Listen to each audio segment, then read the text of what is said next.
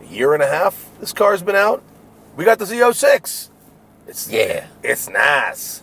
It's the jump to conclusion. It's very good. Jump to conclusion. In this video, we will determine, is the Z06 nice? Is it any good? Because, spoiler alert, it's nice. But we'll explain why. That's the important part. So right. Stick around. Yes.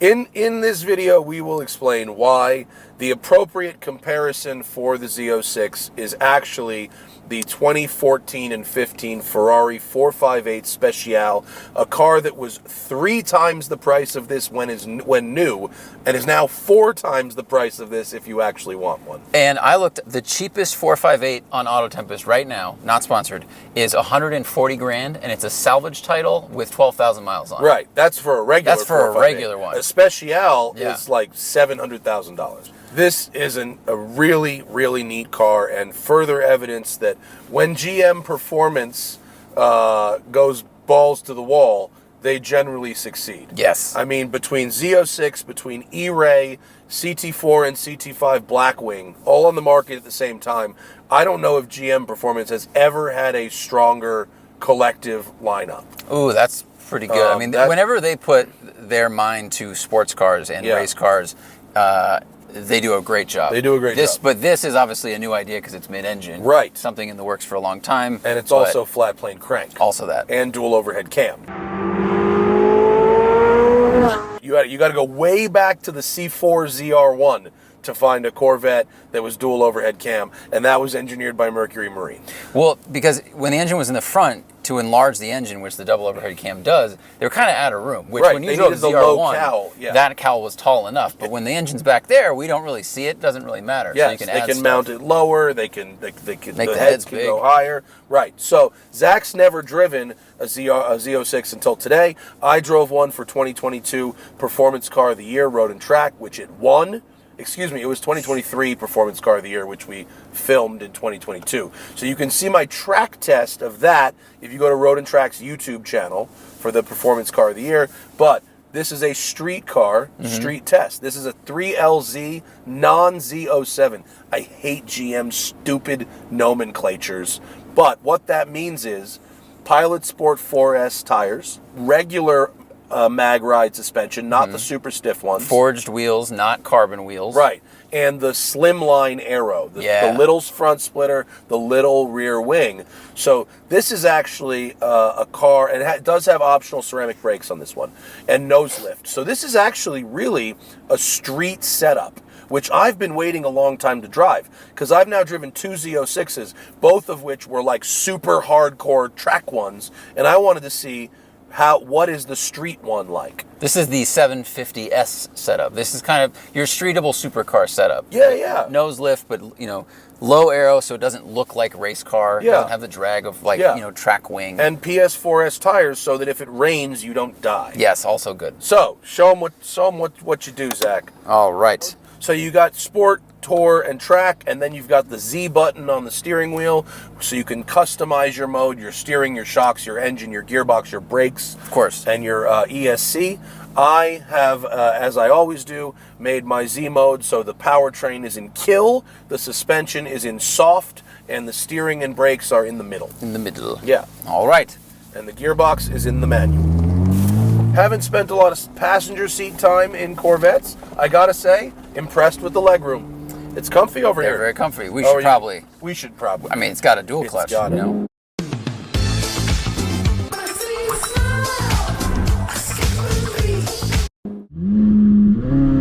there we go. Wheel spin. 8, 7. Guys, I am so excited. Torque, right, which is 460 pound-feet at 6,300 RPM. That RPM is as close as makes no difference to the red line of the base Corvette. This thing gets going right when that car kind of runs out. That is quite the handoff. I mean, this has titanium valves, titanium push rods.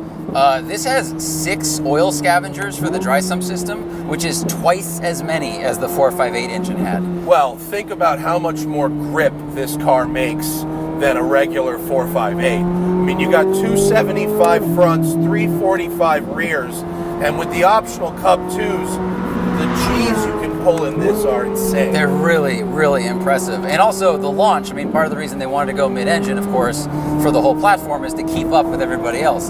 But now you have 2,300 pounds of, 3,700 total, pushing on the back axle. Yeah. So even in this trim, like the streety trim, it goes 0 to 60 in 2.7, maybe less on a good day. Yeah. That's wild. Yeah, it's quarter mile in 10.5. I mean, these are McLaren numbers.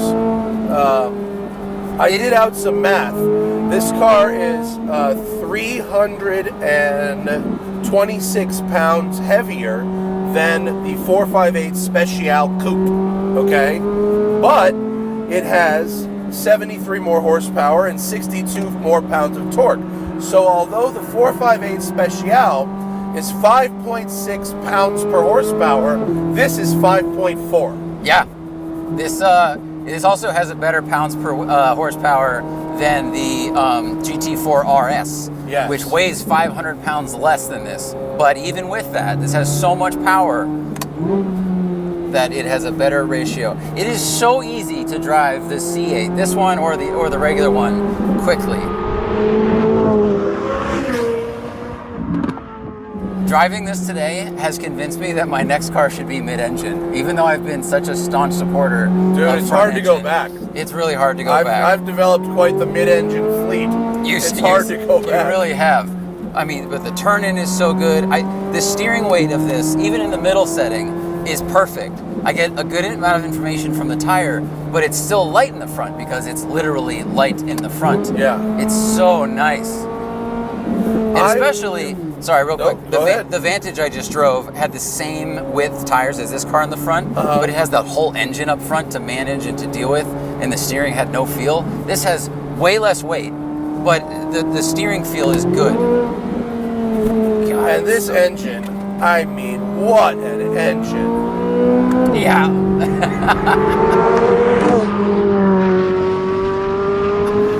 It's just like a Ferrari V8, naturally aspirated, but with slightly more bass. Slightly more bass because it's about a full liter larger, right? Yes. Yeah, but when you start it, when you drove by today, it sounds exactly like a Ferrari, which is a great compliment. It's a wonderful sound, and it just revs so freely.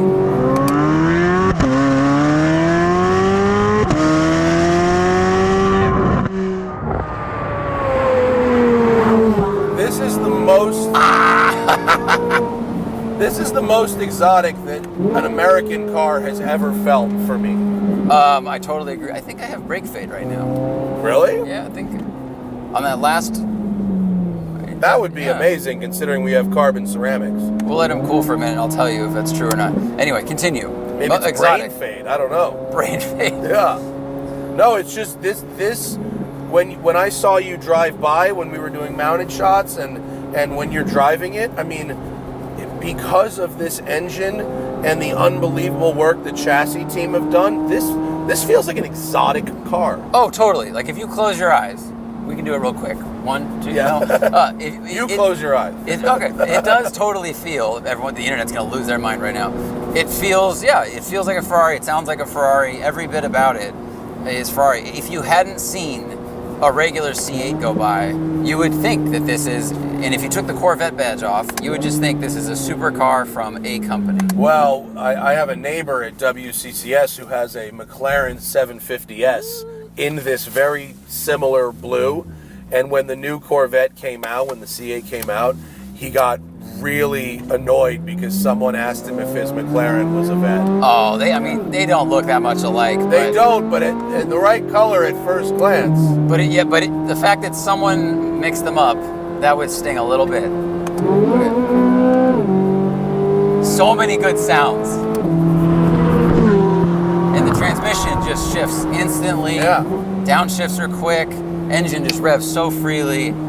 Yeah. Everything about the powertrain and chassis of this car is good and righteous. Yeah, everything about operating this as a driver's car is great. Can I have a yes, go, you please? can. I want to drive, but I want a Z06 now. I want to see a 6 now, Daddy. While we are sitting here, let me tell you something that's annoying about Corvettes. the white trim on the dash. I got 2 hockey sticks on the windshield. Yeah. Can't see. Fortunately, I have my Dylan Optics polarized sunglasses. That knocks it back about 30%. That is a choice that OEMs across the board, no one should do this. Do not make the dash light colored in any way. That's crazy. Unless engineers, they just need to test that reflection, because I can see your hockey sticks from here. Yeah. It's like every angle they're just reflected. It is unbelievably distracting, and it's distracting at night. It's distracting all the time. Yeah, you think the road line's going that way? It's crazy. So, Headliner's soft. your first impressions, obviously positive. Yeah. Yeah, it's pretty good. My first impression was on a racetrack with the trackiest version of this, and it was, oh my sweet baby Jesus. And you can see that in the road and track video I made. So this one, when it showed up, I was like, great, street spec. And I've been dailying it for 3 days. It is so usable as a daily. It's got the nose lift, the suspension in comfort mode. It doesn't tram line or dart, it's great. And I was like, that's incredible. What will happen when we go up the hill? Will it be knocked back to the point where it's not good anymore? So let's find out.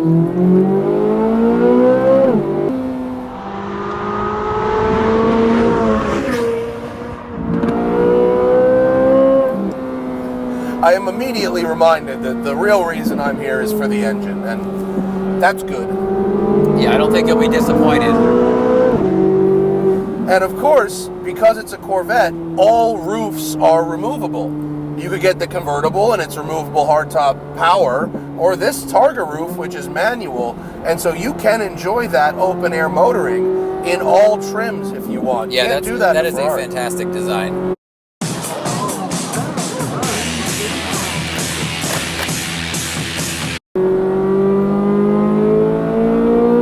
Ferrari, you got to pick one. Right.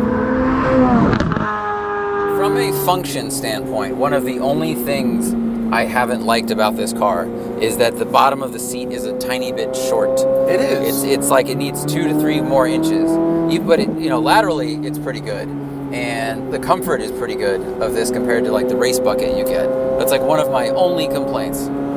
I think we're going to need to make a gap because this person is not going to let us by. They are oblivious. Okay. In general, I don't love the interiors of the Corvettes. I don't love this wall for the passenger. I don't love that the passenger can't really operate the MMI as efficiently as in some other cars. It's got this sort of my first mid-engine Top Gun fighter plane vibe to it. I don't like the square wheel. The square wheel is terrible. If you look at it, I felt this on the way up. The axis on which it rotates, yes. I swear to God, is below the center of the squeal. It is. So if you hold your hands where you're supposed to hold your hands, it's like the galleon ride at the amusement park, the swinging ship. What?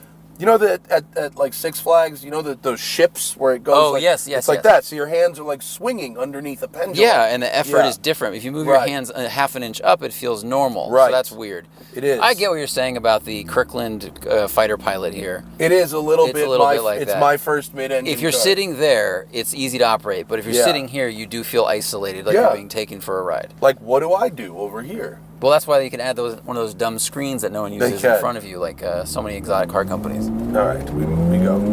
But then you go.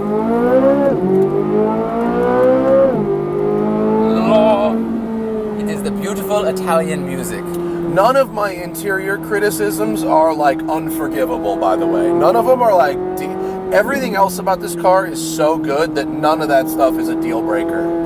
I've actually come around on the functionality of these buttons along the wall, the chastity wall I called it.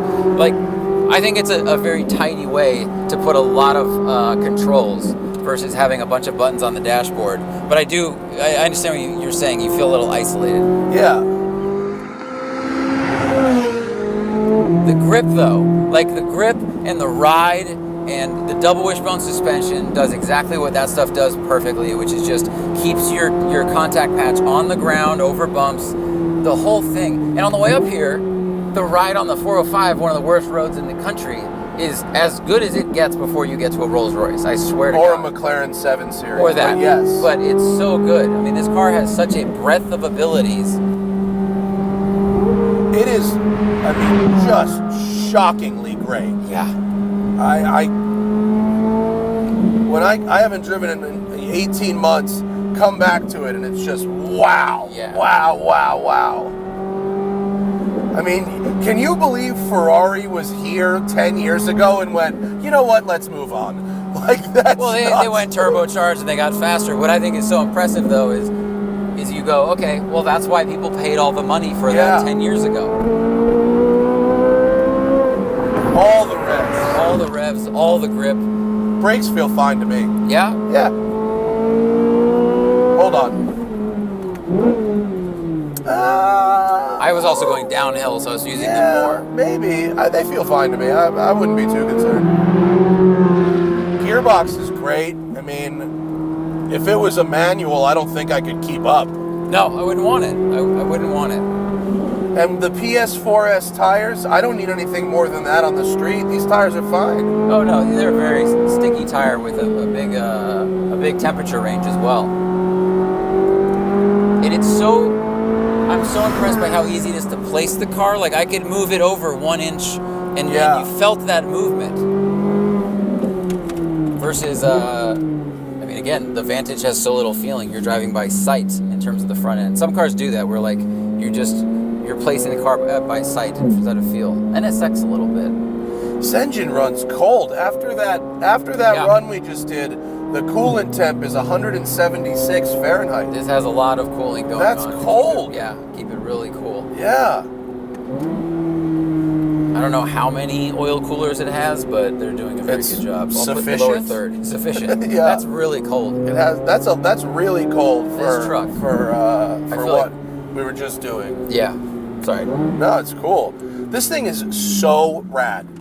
$147,000 is a ton of money, but for what you get with this car, that is an unbelievable value. Well, but the Z06 starts at like 120 as a base. Yeah. So if you want a track car, you could start with that if you wanted to. This just has the leather and, this kind of suede-ish headliner and all these other things on it. But man, I mean, even, like you said, even for 150, what does a good 911 is going to cost? Carrera S's are 150. To start. Is way faster and more exotic. Yeah, GT3, forget about it. GT3 is they're in the middle to high twos, and honestly, they're not as good to drive on the street as this. They're just not. They're granted they're put together a little better, but they're super stiff. They're really stiff on the street. And Car and Driver tested this against GT3 from 0 to 150 to 0, and this beat it by 2 seconds. Yeah, that's a lot. This beat GT4 RS at that Performance Car of the Year universally. It was 1-2. And it was quicker around the track, and people liked it better on the street also. Wow. And that was the track version. This on the street, this is like comparable in terms of ride to like a non-RS Porsche. Yeah. Like, this is great. If you want the Ferrari 458 Speciale experience, but in a car that you don't have to treat like a precious collectible, a car you can use as a car, but still gives you all of those vibes, this is like it. Yeah. This is the jam. And you can just use it as a car. Like, this could be your daily, no problem, as long as you don't live in a super snowy place. This would be fun with snow tires. You'd just would. be a little bit low. But yeah, would. you got 2 trunks. You got a decent amount of space. Nose lift. Very usable. CarPlay works. Does 458 Speciale have nose lift? And does it have bumpy road? It has Also? bumpy road. Okay, it but does have bumpy road, but it doesn't. I don't know about nose lift. It's been a long time. But I mean, what an achievement this car is. I know they're hard to get. I know they're marked up. The odds of getting one for MSRP are slim to none. But so your mileage may vary. But like, hot damn. Very good. Is it. Thank you for watching. Thank you for go support our Patreon if you want. Patreon.com/thesmokingtirepodcast. Hit up our merch store at thesmokingtire.com. We got new stuff going up there all the time. And like, subscribe, blah blah blah blah blah. See you later. And remember, always